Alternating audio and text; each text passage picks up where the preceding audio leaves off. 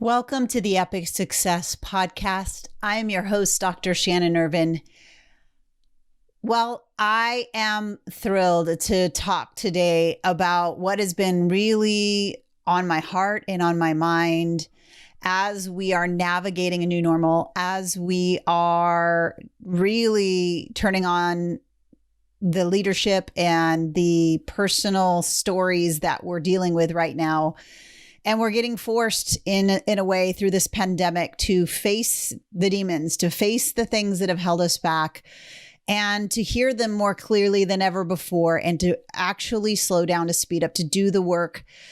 I believe that we are being called to a season of self-reflection.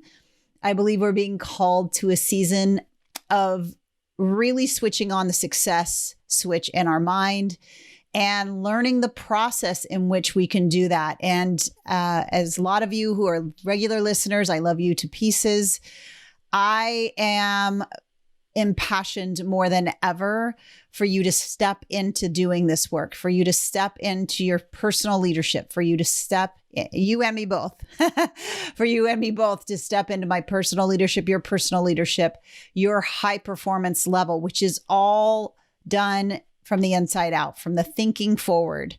So the next two episodes are really going to be diving deep into what I'm thinking about during this season, what I really want to call you forward to, and the opportunity that's available to you there. So I am really wanting to get your feedback on this episode. I've been talking to so many of you online, and this is really where your hearts are at, and my heart as well. So here we go.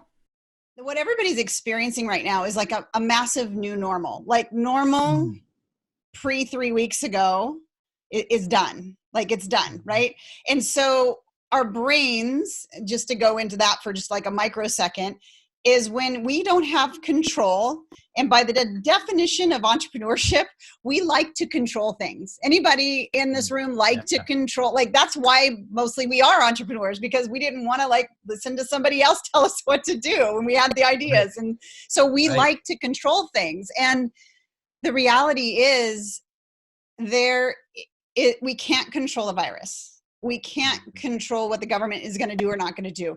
We can't control what other people are going to do and not going to do. And as we are in this environment longer, people are going to get less tolerant of people that don't align with what they believe should be true. And we can't control that. But the one thing that's happening when we're in that state of mind is your brain is flooded with fight or flight chemicals. You're in your sympathetic nervous system. You can't create, you can't do any of those things. And that is your brain doing what it's supposed to do. There's a tiger in the room. It's called coronavirus. And our brains are going, what the heck do I do? How do I deal with this? And you're trying, and we're all doing it. Like I was on the phone with Natalie this morning going, I'm hyper trying to control something different, right? So I can't control my world. So now I'm over here trying to control my husband's job search ability or like this thing or that thing, right? Because that's what we do. But we've got to accept what's now normal. Because when you don't do that, you're going to keep this flood of chemicals going. You're not going to be in the space that you're in. You're going to feel sick to your stomach. You're going to be in the highs and the lows and the highs and the lows. You're going to do like really great things when you're up, and then you're going to crash for 2 days because that's what your nervous system and your brain's chemicals are making you do. What I want to encourage you to do, and what I really feel strong about right now, and I'm having to do with my own self, is there is no better time to start to learn mental resiliency. And there's no better time than to start to learn that you have control of your thoughts, and your thoughts create the emotions, and your thoughts and emotions combine to become beliefs. Y'all, right now, we are creating either our future success or we are going to be creating our future failure. And I'm saying that like from love and back at myself at the same time.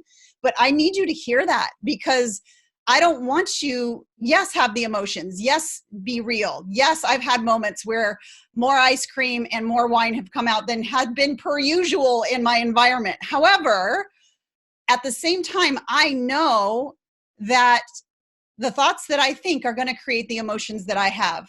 And if I repeat those enough, those are going to become automated. This is the basis of the neurocoaching model that I teach all my clients. I have it up here. There's no better time to learn how to manage your mind and your thoughts than right now. You have been given a pass, 30 days, whatever it is. We don't know what it is, but right now most people will say, I don't have time to do that inside work. I don't have time to do, just become that better version of myself. Right now, you have the perfect excuse.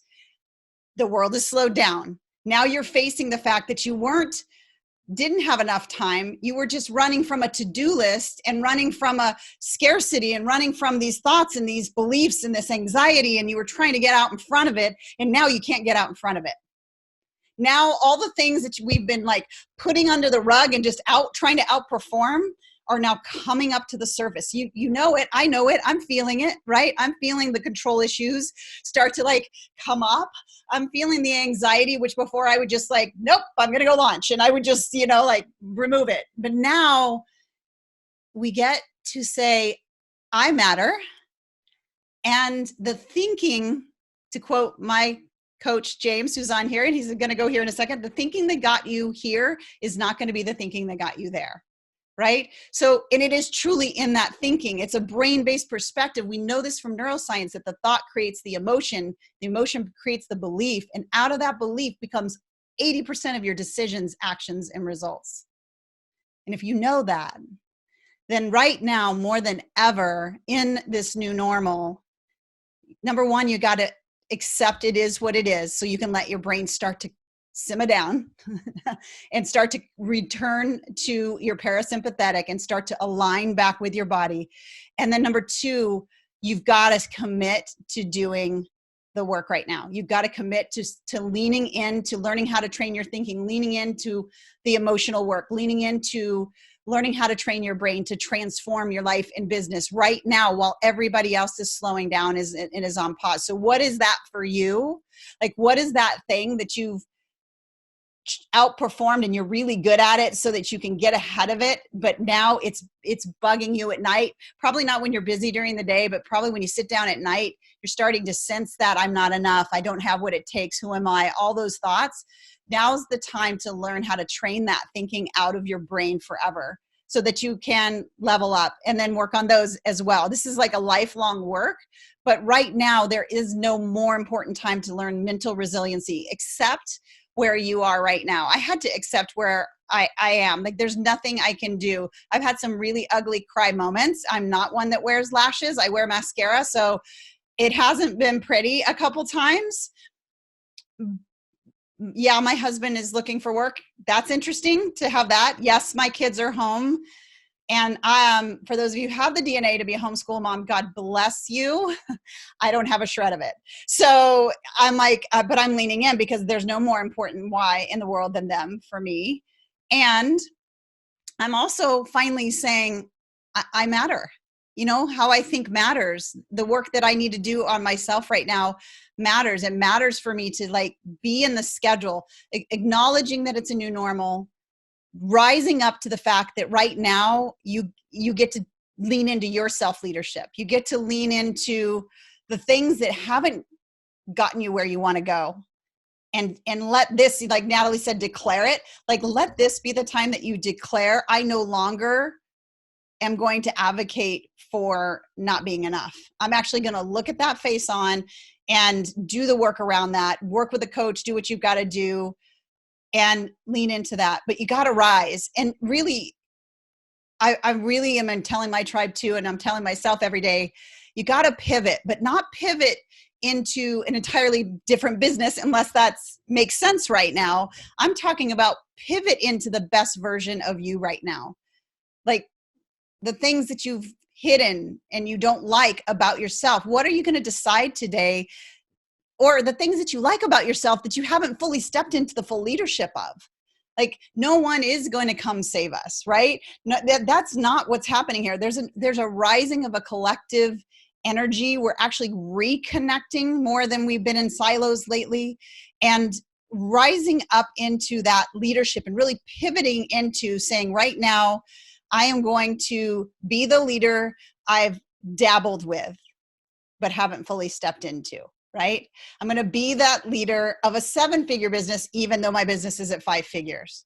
How do I operate? What do I think? What are the thoughts? How much time do I leave myself to have a pity party? And I mean this, like I schedule my freakouts. And I know that seems ridiculous, but your brain needs a safety release valve. So I literally at 4 o'clock, I go out, I go for a run, and I freak out for a little bit. And then I come back and I'm like, okay, I'm good. I'm done with it. I'm not going to advocate for that any longer. Now I'm going to step back into that higher level of leadership. And I think the last piece, and I'm talking to so many people about it right now, is just start. That thing that you haven't felt confident enough in yet, and now you are dabbling with the thought of it, just start. What are the 3 things that you can do every single day toward that vision, toward that future place, toward that big dream, but toward that next level in your business, toward that next level in your family, toward the future vision? Because listen, your brain doesn't work on what it sees. It works on what you show it sees. So it will create for you anything that you allow it to repeat over and over and over again in your mind. And if we're repeating fear, and worry and stress, it's normal for a bit, but we've got to actually lean in and say, you know what? That's not going to get me to the place I want to be. So moving into really, what is that vision? And if you've kind of just said, well, I'd like to have a big, a business that is growing and is doing well. Now it's time for you to sit down with that piece of paper and you get that vision so detailed out. You put the bells in there, the whistles, the texture, are you going to end up on a beach? So like all the things, like give that vision so much texture, so much sight and sound and taste and smell. This is our brain priming process. But if you haven't made your vision 3D at this point, this is an opportunity for you to do that so that your brain can be pulled toward the vision instead of pulled toward the fear. So that's the things that I've been kind of sharing with my tribe. We had an experience in my own personal family about going on 5 years ago now that I think prepared me for this. The feeling is identical. And I just want to share it from a full human perspective.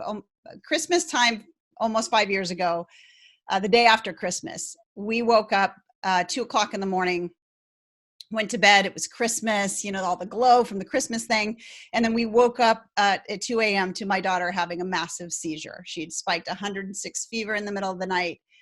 And we didn't know, but she'd already had that propensity going on in her brain. And she didn't just have a seizure, a febrile seizure, but she had one that was what's called catatonic, where she didn't come out of it immediately. We called 911 and we were actually having to breathe for. It was the worst day of my life.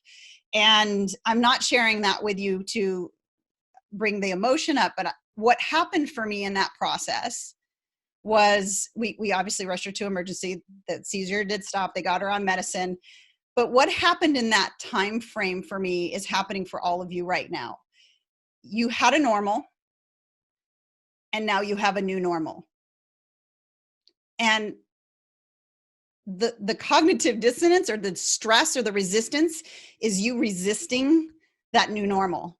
So when I was in her hospital room and I was crying and I was just freaking out because my baby girl, what if she doesn't fully come, all the thoughts, right? We're having them right now about our life. What if it doesn't come back? What if? Well, the reality is it happened, and this has happened. But the beauty that's come out of that time was a surrender that I had to finally do. And a lot of us hold on to control so much, and we don't allow our brains to actually surrender to the process and trust the process and trust ourselves and trust that we will be good, that God has us, that God created us, that it's for us and not against us.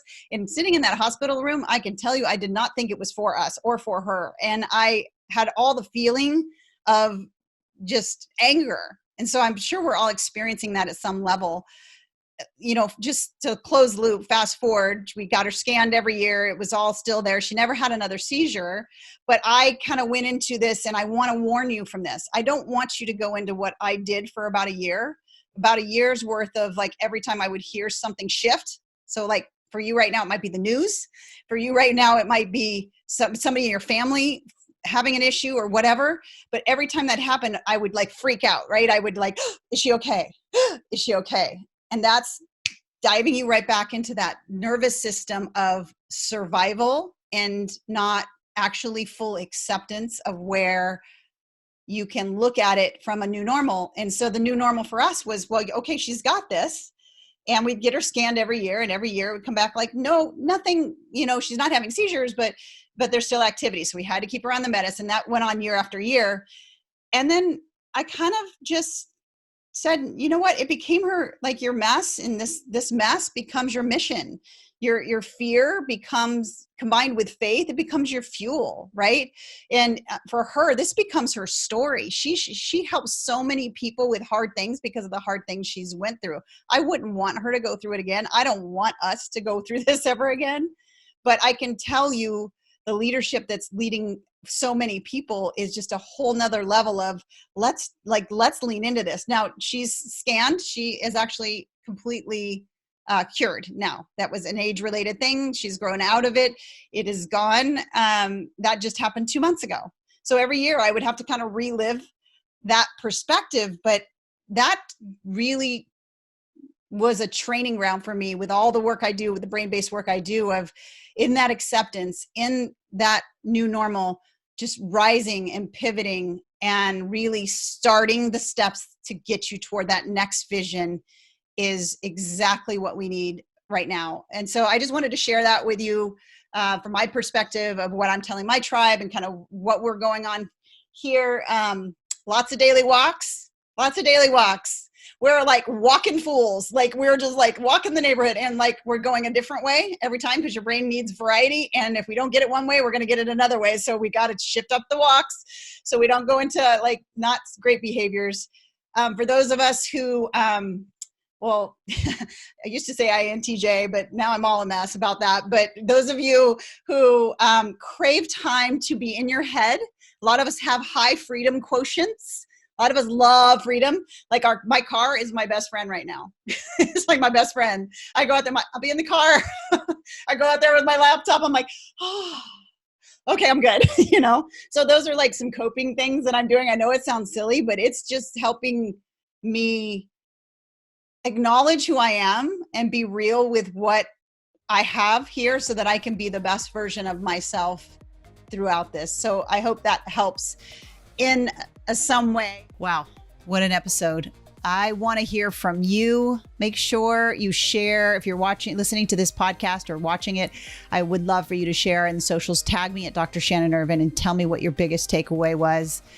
I also want to open the doors to let you know that I'm holding a space for you. I'm holding a weekly live workshop called the Mindset Mastery Workshop, where we're going to be diving into how to turn on that success switch once and for all, to uncross the wires that have been, misprogrammed and helped you stay stuck, helped you stay in overwhelm, helped you stay in procrastination, perfectionism, all of those things, and truly flip the switch, turn on that success switch in your brain, learn the process to do that. We're going to be diving into that every week on this live masterclass. The link is below. I cannot wait for you to be there and to really, really know that you have support in this journey, that you are the creator of your thoughts, that you can do these hard things and you can do these miraculous things and you can do amazing things even in this season. I love you. Can't wait to be back with you next week. Bye for now.